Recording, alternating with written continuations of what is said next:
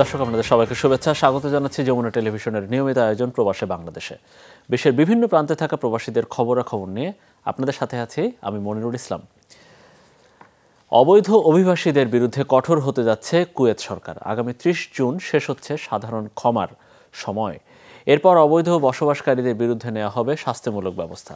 আগামী মাস থেকে অবৈধদের ধরতে কঠোর অবস্থানে যাওয়ার হুঁশিয়ারি দেশটির প্রশাসনের। এমন অবস্থায় শঙ্কায় দিন কাটাচ্ছেন প্রবাসী বাংলাদেশিরা। কুয়েত থেকে সহকর্মী মোহাম্মদ হেফজু মিয়ার পাঠানো রিপোর্ট। ভাগ্য বদলের আশায় দেশের মাটি ছেড়ে ভিন দেশে পাড়ি জমান অনেকে। মধ্যপ্রাচ্যের দেশগুলোতে এ সংখ্যা নেহায়েত কম নয়। শত বাধা আর প্রতিকূলতা পেরিয়ে বৈধভাবে এসব দেশে প্রবেশ করলেও নানা কারণে অনেক প্রবাসী হয়ে পড়েন অবৈধ। এমন প্রবাসীদের জন্য সাধারণ ক্ষমা ঘোষণা করে মধ্যপ্রাচ্যের দেশ কুয়েত। 17 মার্চ থেকে অবৈধ অভিবাসীদের সাধারণ ক্ষমার আওতায় কোনো প্রকার জেল জরিমানা ছাড়াই দেশ ত্যাগের সুযোগ দেয়া হয়। নির্ধারিত 3 মাসেও যারা কুয়েত ছাড়েনি তাদের জন্য 30 জুন পর্যন্ত সময় বাড়ায় দেশটি। দিন যত ঘনিয়ে আসছে ততই শক্ত হচ্ছে কুয়েত সরকার। দেশটির প্রশাসনের এমন কঠোর অবস্থানের কারণে শঙ্কায় প্রবাসীরা। যারা এখনো আকামা জটিলে মুশকিলে আছেন তাদেরকে বলবো আপনারা অতি সত্বর চলে যান। যদি চলে যান তাহলে আপনারা আবার কুয়েতে ফিরে আসতে পারবেন, কোনো ধরনের সমস্যা হবে না। শুধু তাই নয়, নির্দিষ্ট সময়ের মধ্যে অবৈধ অভিবাসীরা দেশ ত্যাগে ব্যর্থ হলে নেওয়া হবে কঠোর ব্যবস্থা। জেল জরিমানা ছাড়াও যাতে রয়েছে কালো তালিকা করে দেশে পাঠানোর বিধান, যাতে পরবর্তীতে আর দেশটিতে প্রবেশ করতে পারবেন না তারা। আগামীতে যে কি হবে সেটা বলা অত্যন্ত কঠিন, এবং যতই দিন যাচ্ছে ততই প্রবাসীদের প্রতি কুয়েত সরকার কঠোর হচ্ছে। তার কারণ হচ্ছে একটাই, অবৈধভাবে চলাফেরা, অবৈধ কাজকর্ম করা। আশা রাখবো যারা আছেন তারা কিন্তু অবশ্যই এই আইনটা মেনে চলবেন, নতুবা আমাদের কিন্তু কঠিন বিপদে পড়তে হবে এবং কুয়েত সরকার কিন্তু আমাদের বিরুদ্ধে কঠিন অবস্থানে থাকবে। এদিকে অবৈধ অভিবাসীর সংখ্যা শূন্যের কোঠায় নামিয়ে আনতে সর্বাত্মক অভিযানের হুঁশিয়ারি দিয়েছে কুয়েতের স্বরাষ্ট্র মন্ত্রণালয়। বর্তমানে মধ্যপ্রাচ্যের দেশটিতে বাস করছেন প্রায় 3 লাখ বাংলাদেশি। অনিক রহমান, যমুনা নিউজ। প্রবাসীদের হয়রানি বন্ধ ও তাদের সমস্যা লাঘবে প্রয়োজনীয় পদক্ষেপ নেয়ার দাবি জানিয়েছে ইসলামী আন্দোলন জেদ্দা আল বাওয়াদি শাখা। জেদ্দার সুক আল বাওয়াদির ভোজন বিলাসে আলোচনা সভা ও ঈদ পুনর্মিলনী অনুষ্ঠানে যোগ দিয়ে নেতৃবৃন্দ এই দাবি জানান। ইসলামী যুব আন্দোলন কেন্দ্রীয় সভাপতি মোহাম্মদ নেসার উদ্দিন বলেন, প্রবাসীদের হাড় ভাঙা পরিশ্রমে দেশের অর্থনীতির চাকা সচল হয়, অথচ প্রতিটি সেক্টরের প্রবাসীরা হয়রানির শিকার হচ্ছেন। এমনটি অব্যাহত থাকলে বিদেশ যাওয়ায় আগ্রহ হারাবে দেশের জনগণ। এই অনুষ্ঠানে জেদ্দা ও আল বাওয়াইদি শাখার নেতৃবৃন্দ অংশ নেন। অনুষ্ঠানের প্রধান বক্তা ছিলেন জেদ্দা মহানগর ইসলামী আন্দোলন সভাপতি শায়েখ মোশাররফ হোসেন।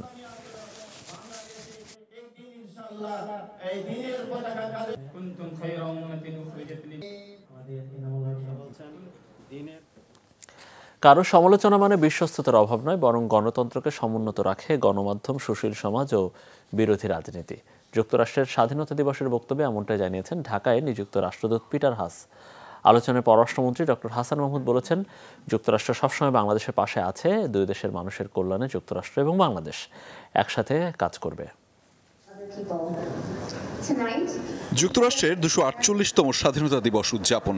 রাজধানীর ঢাকার একটি হোটেলে যুক্তরাষ্ট্র দূতাবাসের এই আয়োজনে যোগ দেন বিভিন্ন মিশনের কূটনীতিক, সামরিক বেসামরিক কর্মকর্তা, আওয়ামী লীগ বিএনপির শীর্ষ নেতাসহ সুশীল সমাজের প্রতিনিধি ও গণমাধ্যম ব্যক্তিত্ব।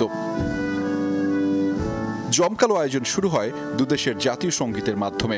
রাষ্ট্রদূত পিটার হাস তার বক্তব্যে দ্বিপাক্ষিক সম্পর্কের বিভিন্ন গুরুত্বপূর্ণ বিষয় তুলে ধরেন। বলেন, মুক্ত গণমাধ্যম, বাক ও মত প্রকাশের স্বাধীনতা যুক্তরাষ্ট্রের অগ্রাধিকার। পিটার হাস বলেন, গণতন্ত্রকে সমুন্নত রাখে গণমাধ্যম, সুশীল সমাজ ও বিরোধী রাজনীতি। নির্বাচনে সাধারণ মানুষের মতামত যেন প্রতিফলিত হয় তা নিশ্চিত করতে হবে, তাহলে গণতন্ত্র সমুন্নত হবে। দুই দেশের মধ্যে গভীর সম্পর্ক বজায় রাখতে আমি আগ্রহী। গণতন্ত্র ও মানবাধিকার রক্ষায় দুই দেশেরই আগ্রহ আছে। দুই দেশই ত্যাগের মাধ্যমে স্বাধীনতা পেয়েছে।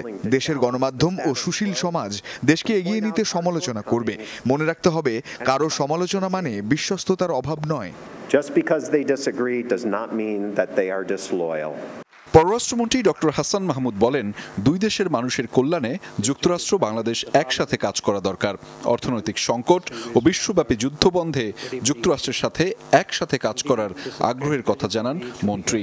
I'm very much thankful to নানা ধরনের সংকটে যুক্তরাষ্ট্র বাংলাদেশের সহযোগিতা অব্যাহত রেখেছে।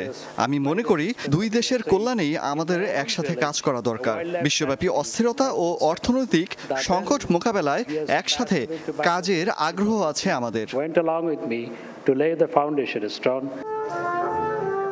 পরে সাংস্কৃতিক অনুষ্ঠানের আয়োজন হয়। এছাড়া যুক্তরাষ্ট্র বিমান বাহিনীর সদস্যরা যন্ত্রসঙ্গীত পরিবেশন করেন। আহমেদ রেজা, যমুনা নিউজ, ঢাকা।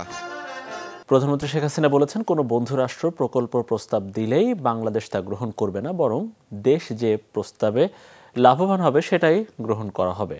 সকালে গণভবনে ভারত সফর পরবর্তী সংবাদ সম্মেলনে একথা জানান প্রধানমন্ত্রী। বলেন, দেশ কখনো বিক্রি হয়নি, হবেও না। ডক্টর ইউনূস প্রসঙ্গে প্রধানমন্ত্রী বলেন, নোবেল পুরস্কার দেওয়ার পেছনে রাজনৈতিক উদ্দেশ্য থাকে। তিনি সবচেয়ে বেশি সুবিধাও পেয়েছেন আওয়ামী লীগের কাছ থেকে। সংবিধিবদ্ধ সংস্থায় চাকরি করে বিদেশে বিনিয়োগের এত টাকা ডক্টর ইউনূস কোথায় পেলেন প্রশ্ন রাখেন প্রধানমন্ত্রী। 15 দিনের মধ্যে দ্বিতীয়বারের মতো প্রধানমন্ত্রী শেখ হাসিনার ভারত সফরে 10টি সমঝোতা স্মারক সই হয় দুদেশের মধ্যে। নানা কারণেই এই সফর আলোচনার কেন্দ্রে। নতুন মেয়াদে ভারতের প্রধানমন্ত্রী নরেন্দ্র মোদীর আমন্ত্রণে এটি প্রথম কোনো রাষ্ট্রপ্রধানের সফর। সকালে গণভবনে সফর পরবর্তী সংবাদ সম্মেলন করেন সরকার প্রধান। জানান, এবারের ভ্রমণ প্রতিবেশী দেশটির সাথে সহযোগিতামূলক বিশেষ সম্পর্কেরই বহিঃপ্রকাশ। এই সফরকালে ভারতের নেতৃত্বের সঙ্গে আলোচনার মূল বিষয়বস্তু ছিল নবনির্বাচিত দুটি সরকার কিভাবে সহযোগিতামূলক সম্পর্ককে আরও এগিয়ে নিয়ে যেতে পারে সেই বিষয়ে একটা রূপকল্প প্রণয়ন করা। প্রশ্ন উত্তরে ঘুরে ফিরে উঠে আসে বহুল আলোচিত তিস্তা প্রকল্পের বিষয়। প্রকল্প নিয়ে চীন ও ভারত দুদেশের আগ্রহ নিয়ে প্রধানমন্ত্রী বলেন, যাদের প্রস্তাবে জাতি লাভবান হবে তাদেরটাই গ্রহণ করা হবে। যেখান থেকে যে প্রস্তাবই আসুক না কেন, সেই প্রস্তাবটা কতটুকু আমার দেশের জন্য প্রযোজ্য, যে টাকাটা আমি লোন করব সেটা শোধ দেওয়ার মতো সক্ষমতা আমার আছে কি না, আর এই যে প্রজেক্ট আমি নেব সেই প্রজেক্ট সম্পন্ন হবার পর তার রিটার্ন কি আসবে, সেখান থেকে আমার দেশের মানুষের কল্যাণে কতটুকু কাজে লাগবে সেটা বিবেচনা করেই আমরা প্রত্যেকটা কাজ করে থাকি।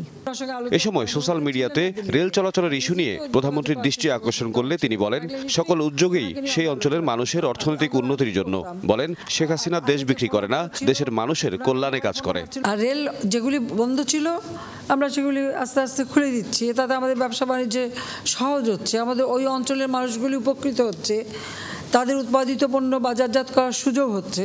যেখানে বিক্রি আমরা করি না, যারা কথা বলে তারা বেচার জন্য অথবা ওই ইউজ মি মানে ব্যবহার করুন আমাকে এই নিয়ে বসেই থাকে। এটা হলো বাস্তবতা। শেখ হাসিনা এই দেশকে বিক্রি করে না, কারণ আমরা এই দেশ স্বাধীন করেছি, এটা তাদের মনে রাখা উচিত। কর ফাঁকি দেওয়াতেই ডক্টর ইউনূসের সাজা হয়েছে বলে মন্তব্য করেন সরকার প্রধান। এই নোবেল জয়ীর বিদেশে বিনিয়োগের উৎস নিয়ে প্রশ্ন তোলেন তিনি। এ সময় ব্যাংক খাতকে ঠিক রাখতে সরকার সহযোগিতা করবে বলেও জানান তিনি। গ্রামীণ ফোনের ব্যবসাটাকে আমি দিয়েছিলাম, কারণ গ্রামীণ ব্যাংক তার আমলে প্রায় ক্লাবস করে যাচ্ছিল। আজকে তিনি যে উঠেছেন সেখানে সবথেকে বেশি সহযোগিতা তো আমি করেছিলাম। তার micro credit summit, micro credit internationally খুব গ্রহণযোগ্য ছিল না। এই যে বিদেশে বিদেশে এত বিনিয়োগ করে বেরিয়েছে, টাকাটা কোত্থেকে আসছে, কার টাকা, কিভাবে কামাই করেছে এই টাকাটা, এটা বিনিয়োগ কীভাবে হলো, সে প্রশ্নটা কি কেউ করেছে কখনো? শেখ হাসিনা কারোর সাথে জেলাসি করে না। Sheikh Hasina father of the নেশনের মেয়ে, বঙ্গবন্ধু শেখ মুজিবের মেয়ে, অন্তত এই জায়গাটায় কেউ আসতে পারবে না। রাসেল ভাইপার সাপ নিয়ে আতঙ্কিত না হয়ে সতর্কতার সাথে চলার পরামর্শ দেন প্রধানমন্ত্রী শেখ হাসিনা। ভয় করলে মানুষকেই ভয় করতে হয়, জীবজন্তু সাপকে না। তৌহিদ মিথুন, যমুনা নিউজ, ঢাকা। নানা আয়োজনে লেবাননে পালিত হলো বাংলাদেশ আওয়ামী লীগের ৭৫তম প্রতিষ্ঠাবার্ষিকী। রোববার দিবসটি উপলক্ষে বিভিন্ন আয়োজন করে লেবানন শাখা আওয়ামী লীগ। শুরুতে কেক কেটে উদযাপন করা হয় প্রতিষ্ঠাবার্ষিকী, পরে বাস যোগে বিভিন্ন মাজার জিয়ারত করেন দলের নেতাকর্মীরা। এ সময় বঙ্গবন্ধু সহ প্রয়াত নেতৃবৃন্দের স্মরণে বিশেষ দোয়া করেন তারা। প্রধানমন্ত্রী শেখ হাসিনার দীর্ঘায়ু কামনা করা হয় বিশেষ দোয়া। লেবানন শাখা আওয়ামী লীগের সভাপতি সৈয়দ বাবুল মিয়ার সভাপতিত্বে দিনব্যাপী অনুষ্ঠানের সঞ্চালনা করেন যুগ্ম সাধারণ সম্পাদক সোহেল মিয়া। এছাড়া অনুষ্ঠানে ছিলেন আবুল কাশেম সাদিক, বাবুল মুন্সি, রিপন সরকার, আবুল বাশার, রানা ভূঁইয়া সহ আরও অনেকে। বাংলাদেশ জাতীয়তাবাদী দল ইতালি শাখার সভাপতি আব্দুর রাজ্জাকের মৃত্যুতে গভীর শোক ও দুঃখ প্রকাশ করেছেন দলের মহাসচিব মির্জা ফখরুল ইসলাম আলমগীর। এক শোক বার্তায় বিএনপি মহাসচিব বলেছেন, সাবেক রাষ্ট্রপতি জিয়াউর রহমানের নীতি ও আদর্শ এবং বাংলাদেশি জাতীয়তাবাদী দর্শনে গভীরভাবে আস্থাশীল ছিলেন মরহুম আব্দুর রাজ্জাক। এতে ইতালি বিএনপিকে শক্তিশালী ও গতিশীল করতে তার বলিষ্ঠ নেতৃত্বের প্রশংসাও করেন মির্জা ফখরুল। নর্থ ওয়েলসের ব্যাঙ্গোরে উৎসব মুখর আয়োজনের মধ্য দিয়ে অনুষ্ঠিত হলো প্রবাসীদের ঈদ পুনর্মিলনী অনুষ্ঠান। ব্যাঙ্গোর ইউনিভার্সিটির স্পোর্টস হলের জাঁকজমকপূর্ণ এই অনুষ্ঠানে অংশ নেন বিভিন্ন শহর থেকে আগত প্রবাসীরা, যাতে ঈদুল আজহার আনন্দ ভাগাভাগি করে নেন বাংলাদেশিরা। শিশু কিশোর সহ নানা বয়সীদের জন্য ছিল খেলাধুলার আয়োজন। ক্যারাম, টেবিল টেনিস, হাড়ি ভাঙ্গা, দড়ি টানা সহ বিভিন্ন খেলায় মেতে ওঠেন প্রবাসীরা। অনুষ্ঠানের যৌথ পরিচালনা করেন নাজিম উদ্দিন ও সাদিকুর রহমান। উপস্থিত ছিলেন এমদাদুর রহমান, শাহজানুর রাজা, মোহাম্মদ সুলতান, সদরুল মিয়া, সিরাজুল ইসলাম ও নজরুল ইসলাম সহ আরও অনেকে। আমরা বাচ্চা কাচ্চা লইয়া সকল গেছিলাম, যাওয়ার পরে খুব আনন্দ হয়েছে, খেলাধুলা হয়েছে, অনেক পুরস্কার পাইছেন খেলাধুলার মাঝে। আর আপনারা দোয়া করবা, নেক্সট টাইম আমরা আরো বড় করে করতাম, আপনারা সহযোগিতা করতা। কামাল আহমেদ ওরফে গ্যাস বাবু তার 3টি মোবাইল ফোন পুকুরে ফেলে দিয়েছে। ফোন উদ্ধারে গ্যাস বাবুকে সাথে নিয়ে অভিযানে যাচ্ছে ডিবি পুলিশ। দুপুরে সাংবাদিকদের এ তথ্য দেন ডিএমপির অতিরিক্ত কমিশনার হারুনুর রশিদ।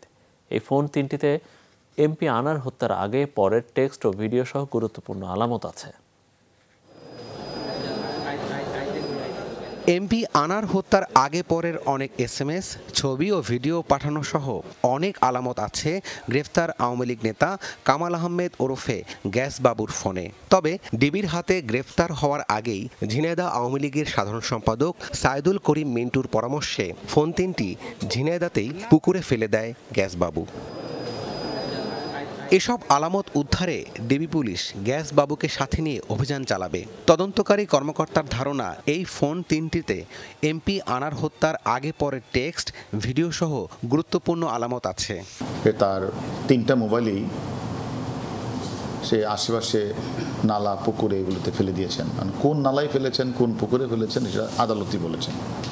তো সেই কারণে আমরা আদালতের কাছে অনুমতি প্রার্থনা করেছি যে জায়গাগুলিতে সে আদালতের স্বীকারোক্তি জমানতে বলেছে যে এই জায়গাগুলিতে আমি ফেলেছি, এই জায়গাগুলিতে তাকে সশরীরে নিয়ে গেলে তো এটা আমরা উদ্ধার করা আমার জন্য সহজ হবে। সেই কারণে আদালত বলেছে যে তাকে যেন সশরীরে নিয়ে গিয়ে যেন আমাদের তদন্তকারী কর্মকর্তা বের করার চেষ্টা করে। আনার হত্যাকাণ্ডে আরও অন্তত 7 জন গোয়েন্দা পুলিশের নজরদারিতে আছে। তারা আনার হত্যাকাণ্ডের মাস্টার মাইন্ড আখতারুজ্জামান শাহিনের ঘনিষ্ঠ। রাজধানীর গুলশানে শাহিনের ফ্ল্যাটে অবাধ যাতায়াত ছিল তাদের। আমাদের কাজ চলছে এবং কারা দোষী কারা নির্দোষী তা আমরা এখনই বলতে পারছি না। তবে যেখানে যেই তথ্যপত্র পাচ্ছি সেটা আমরা ভেরিফাই করার চেষ্টা করছি। আমি একটা কথা আবারও বলছি, কোনো নিরপরাধ ব্যক্তিকে হয়রানি করা হবে না, অযথা টাকাটাকি হবে না, আর কোনো দোষী ব্যক্তিকে ছাড় দেওয়া হবে না।